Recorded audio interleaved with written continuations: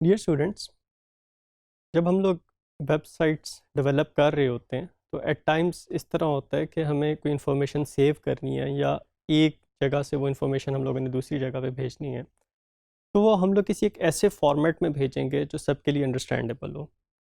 Web के ऊपर data transfer के लिए जो कॉमन फॉर्मेट्स यूज़ होते हैं वो हमारे पास XML है और JSON है।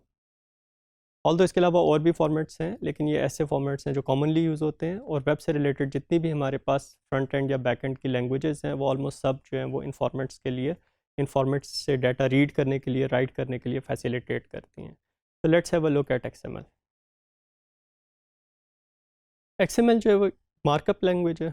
HTML भी एक मार्कअप लैंग्वेज है। इनफैक्ट HTML के अंदर हमारे पास एक उसका वर्जन है XHTML। XHTML की जब हम लोग बात करते हैं तो हम लोग ये कहते हैं कि वो HTML जो है एक वेल फॉर्म्ड XML है, एक वैलिड XML है। अगर XHTML नहीं है, सिंपल जिस तरह HTML5 है, तो HTML5 is not a valid might not be a valid XML document ना। तो हमारे पास XML का अपना एक मैकेनिज़्म होता है इंफॉर्मेशन स्टोर करने का। और इसके अंदर हमारे पास एक मार्कअप वाला पार्ट होता है और एक डाटा वाला पार्ट होता है। जिस तरह HTML में भी हमारे पास कुछ मार्कअप होता है, कुछ मार्कअप के अंदर कंटेंट्स होते हैं, तो XML भी हमारे पास HTML से मिलती जुलती एक चीज़ है। अगर हम लोग XML के यूजेज की बात करें तो हमारे पास इसकी बहुत सी डिफरेंट एप्लीकेशंस हैं। हमारे पास इस तरह हो सकता है कि जब एक यूज़र ने वेब सर्वर पे कोई एसिंक्रोनस रिक्वेस्ट भेजनी है, दैट मीन्स क्लाइंट साइड से, ब्राउज़र से जब रिक्वेस्ट आ रही है सर्वर पे और सर्वर से डाटा जब रिटर्न हो रहा है, तो हमारे पास वो जो कम्युनिकेशन है जो हम लोग एजैक्स के थ्रू करते हैं, वो हमारे पास XML की फॉर्म में हो सकती है। जो डाटा इटसेल्फ ट्रांसफ़र हो रहा है वो XML की फॉर्म में हो सकता है। इनिशियली हमारे पास जो एजैक्स था, it stand for asynchronous JavaScript and XML। अब ज़्यादातर ट्रांसफ़र के लिए हमारे पास JSON यूज़ होता है, लेकिन XML को भी हम लोग यूज़ कर सकते हैं। अच्छा, इस तरह हमारे पास होता है कि कुछ हमारे पास सिस्टम्स होते हैं। उन सिस्टम से जब एक वेब सर्वर ने इंटरैक्ट करना है, लेट्स से एक इन्फॉर्मेशन फ़ेच करनी है। अब वो जो इन्फॉर्मेशन फ़ेच करनी है वो क्योंकि एक सर्वर से दूसरे सर्वर में जा रही है और वो हमें किसी अंडरस्टैंडेबल फॉर्मेट में चाहिए, तो उसके लिए भी हम लोग XML को यूज़ करते हैं। एट टाइम्स इस तरह होता है कि हमने डेटाबेसेस से डाटा को एक्सपोर्ट करना है और किसी और जगह पे इंपोर्ट करना है, उसका बैकअप करना है, तो उसके लिए भी XML एक सूटेबल फॉर्मेट है जिसके अंदर हम लोग डाटा को एक्सपोर्ट कर सकते हैं। इसके अलावा हमारे पास XML से रिलेटेड कुछ टूल्स हैं, कुछ हमारे पास लैंग्वेजेस हैं जो हमारे पास XML डॉक्यूमेंट को प्रोसेस करती हैं। जिस तरह हमारे पास एक ट्रांसफॉर्मेशन के लिए लैंग्वेज यूज़ होती है XSLT, जिसे हम लोग कहते हैं। अब इसके अंदर क्या होता है कि हम लोग इसे इनपुट XML की फॉर्म का डॉक्यूमेंट देते हैं, कुछ रूल्स प्रोवाइड करते हैं, उन रूल्स की बेस पे हमारे पास एक और फॉर्मेट में आउटपुट जनरेट हो जाती है। तो XML जो है इसके हमारे पास बहुत सी, हमारे पास इसकी डिफरेंट एप्लीकेशंस हैं, बहुत से इसके डिफरेंट यूजेजेस हैं। लेट्स सी, हम लोग कब कहते हैं कि एक XML डॉक्यूमेंट जो है वो हमारे पास एक valid XML document. If the XML document holds certain properties, तो हम लोग कहेंगे कि ये एक वेल फॉर्म्ड XML है। इसके वेल फॉर्म होने के लिए हमारे पास कुछ कंडीशंस हैं। एक तो ये कि जो हमारे पास एलिमेंट नेम्स हैं, जिस तरह अगर हम लोग HTML की बात करें, उसके अंदर मार्कअप के अंदर एलिमेंट नेम है div, h1, टाइटल, ये सारे हमारे पास जो हैं वो एलिमेंट नेम्स हैं। तो इसी तरह XML में भी हमारे पास एलिमेंट नेम्स होंगे। सिर्फ ये फ़र्क है HTML और XML के अंदर, अगर XHTML की बात करें, कि XHTML के अंदर हमारे पास प्री डिफाइंड एलिमेंट नेम्स होंगे। जो HTML के अंदर डिफाइंड है सिर्फ वो हम लोग HTML के एलिमेंट्स यूज़ करेंगे। XML में हम लोग अपनी मर्ज़ी से कोई भी एलिमेंट नेम जो है वो रख सकते हैं, लेकिन it must be consisted of valid characters. जो XML एलिमेंट्स के जो हमारे पास नेम है, they can not start with numbers.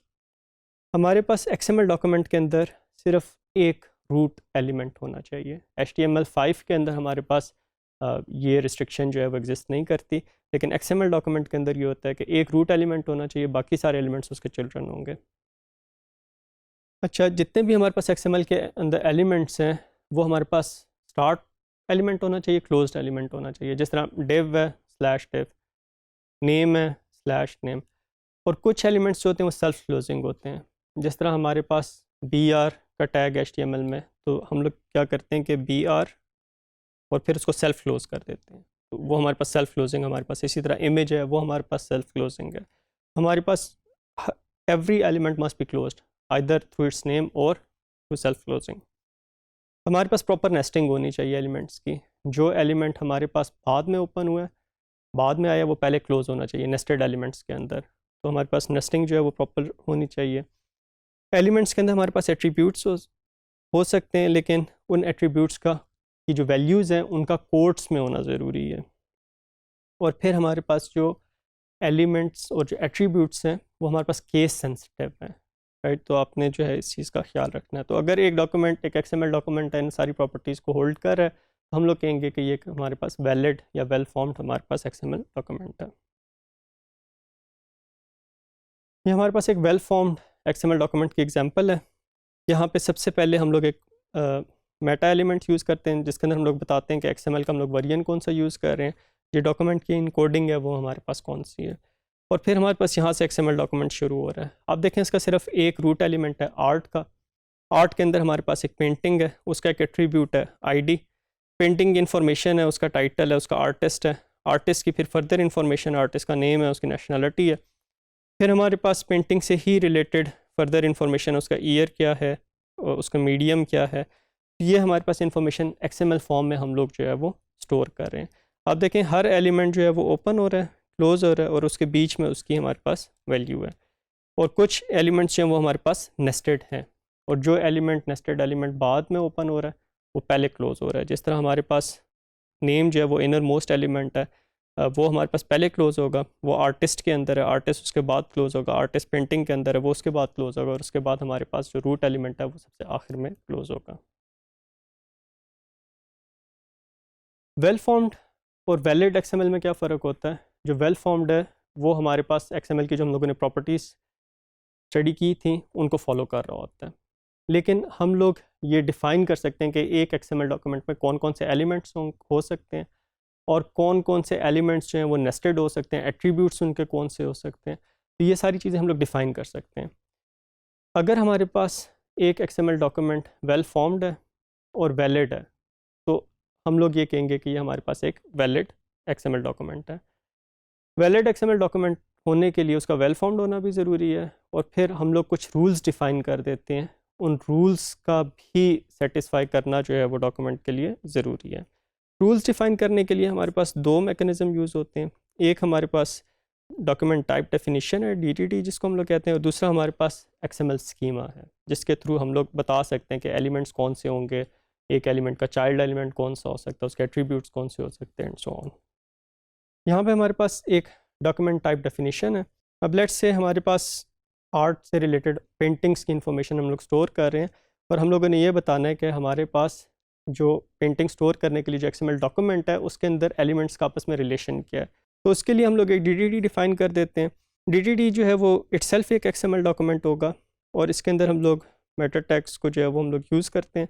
अब यहाँ पे हम लोग ये बता रहे हैं कि डॉक्यूमेंट टाइप आर्ट, कि उसका रूट एलिमेंट जो है वो हमारे पास आर्ट होगा। आर्ट के अंदर हमारे पास जो है वो एलिमेंट होगा पेंटिंग, और उसके आगे स्टैरिक है। स्टैरिक मीन्स कि इसकी ज़ीरो या मोर रेफरेंसेस हो सकती हैं। जिस तरह हमारे पास अगर सिर्फ एक XML डॉक्यूमेंट है आर्ट/आर्ट, तो ये भी एक वैलिड XML डॉक्यूमेंट होगा इस डेफिनेशन के हिसाब से। और अगर उसके अंदर पेंटिंग्स की इंफॉर्मेशन है 1, 0 या 1 से ज़्यादा, तो वो भी हमारे पास एक वैलिड XML डॉक्यूमेंट होगा। हम लोग इसके अंदर ये बता रहे हैं कि हमारे पास एक एलिमेंट है पेंटिंग, और उसके फिर चाइल्ड एलिमेंट है टाइटल, आर्टिस्ट, ईयर और मीडियम।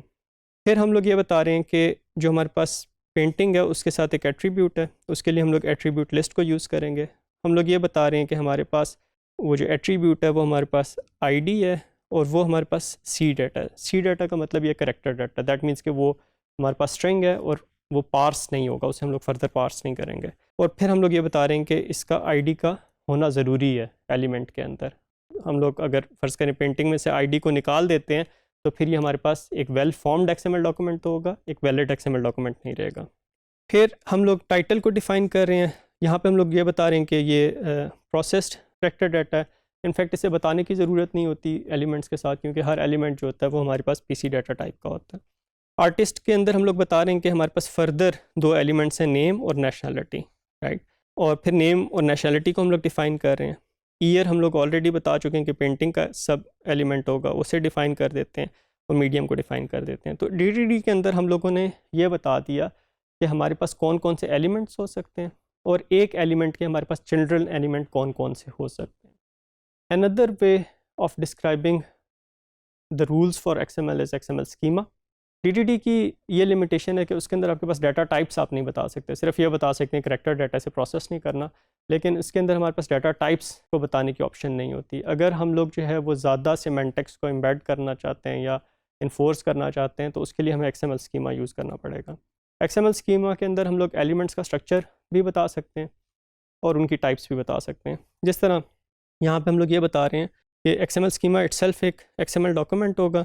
यहाँ पे हम लोग ये बता रहे हैं कि XML का वर्जन इसके अंदर कौन सा फॉलो हो रहा है, इस डॉक्यूमेंट की XML स्कीमा का जो डॉक्यूमेंट है इसकी इनकोडिंग क्या है, फिर हम लोग XML स्कीमा का जो है वो टैग यूज़ करते हैं।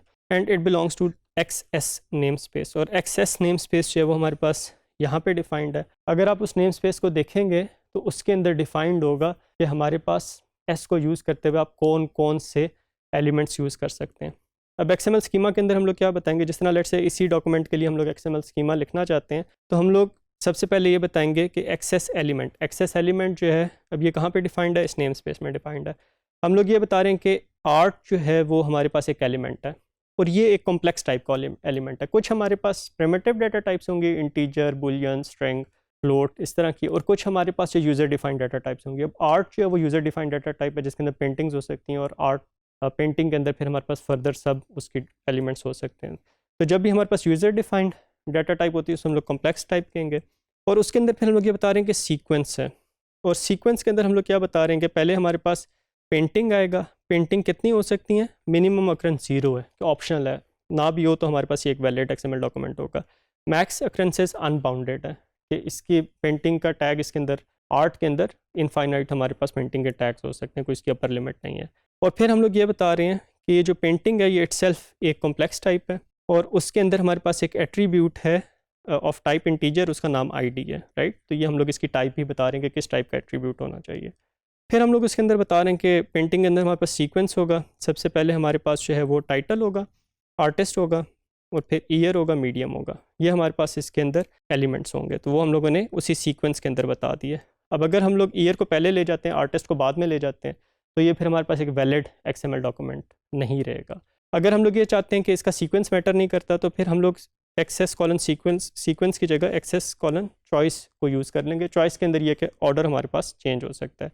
और फिर हमारे पास जिस तरह नेम है वो स्ट्रिंग है, नेशनलिटी स्ट्रिंग है, तो हम लोग जब उस एलिमेंट को डिफाइन करेंगे तो बता देंगे कि इसकी हमारे पास टाइप जो है वो हमारे पास स्ट्रिंग है, और ये हमारे पास एक सिंपल टाइप का एलिमेंट है, ये हमारे पास कॉम्प्लेक्स टाइप का एलिमेंट नहीं है। तो इस तरीके से हम लोग XML स्कीमा के थ्रू डिफाइन कर सकते हैं कि एक XML डॉक्यूमेंट के अंदर कौन कौन से एलिमेंट्स हो सकते हैं, उनकी टाइप्स क्या होंगी और उनका ऑर्डर क्या होगा, उनके अंदर पेरेंट एलिमेंट्स कौन से होंगे, चिल्ड्रन एलिमेंट्स कौन से होंगे, एट्रीब्यूट्स कौन से होंगे, एंड सो ऑन।